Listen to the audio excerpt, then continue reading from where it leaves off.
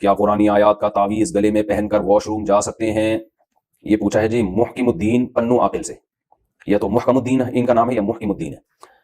دیکھیں قرآنی آیات اگر چمڑے میں لپٹی ہوئی ہوں یا کسی ایسی چیز میں بالکل بند ہوں کہ وہ نظر نہ آ رہی ہوں تو پھر ان کو پہن کے آپ واش روم جا سکتے ہیں. لیکن ویسے جنرل نالج کے لیے آپ کو بتا رہا ہوں کہ چاہے تعویذ میں قرآنی آیات ہی کیوں نہ ہو، تعویذ کا پہننا بہرحال ہے غیر مستحب، افضل نہیں ہے، اعلیٰ درجے کے توکل کے خلاف ہے. تو افضل یہی ہے کہ تعویذ نہ پہنا جائے چاہے قرآنی آیات پر مشتمل کیوں نہ ہو. بہتر یہی ہے اس سے اجتناب کیا جائے. اور خاص طور پہ جو لوگ تعویذ گنڈوں میں پڑھتے ہیں نا، وہ ان کی نسلیں قیامت تک پڑی رہتی ہیں، اس میں پڑی رہیں گی.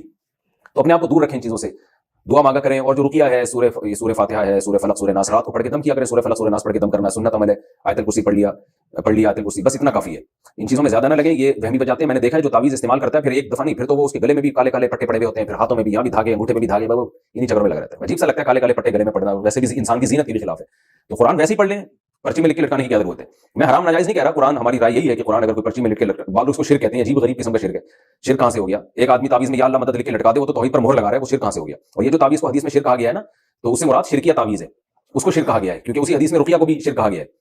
تو ظاہر ہے اس سے مراد شرکیہ رقیہ ہے. تو تعویذ جو جس کو شرک کہا گیا اس سے مراد شرکیہ تعویذ ہے. اور ویسے بھی یا اللہ مدد لکھ کے پرچی پہ آپ لکھ کے لٹکائیں گے تو وہ شرک نہیں، وہ تو عین توحید ہے نا، اللہ سے مدد مانگ رہا ہے صرف. تو شرک اور توحید کی بات نہیں ہے. جو تعویذ لٹکانے کو شرک کہتے ہیں الاطلاق، وہ تو غالی ہیں، غلو کر رہے ہیں. تو شرکیہ بھی تعویذ ہوتے ہیں اور جائز تعویذ بھی ہوتے ہیں. لیکن میں ویسے ہی آپ کو مشورے کے طور پہ کہہ رہا ہوں کہ شریعت میں ان چیزوں کو پسند نہیں کیا گیا. سنت پر اکتفا کریں. آپ صلی اللہ علیہ وسلم نے ہمیں نہیں یاد پڑتا کہ ہمارے علم میں کوئی ایسی روایت نہیں ہے جس میں آتا ہے کہ آپ نے خود تعویذ لٹکایا ہو یا حضرت حسن حسین کے لٹکایا ہو، میرے علم میں نہیں ہے. ہاں رقیہ جو سورہ فلق سورہ ناس پڑھ کے دم کرنا، بچوں کو یہ دعا اعوذ بکلمات اللہ التامہ من کل شیطان وہامہ ومن کل عین لامہ، یہ نظر بد سے بچنے کے لیے بھی ہے، اور حشرات الارض جو کاٹ لیتے ہیں، جو موذی جانور ہوتے ہیں، ان کے شر سے بچنے کے لیے بھی ہے، اور یہ جنات کے شر سے بچنے کے لیے بھی ہے. یہ دعا ہے، یہ پڑھنی چاہیے. اور بچوں پہ پڑھ کے دم کر دیں اس کو، بس اتنا کافی ہے.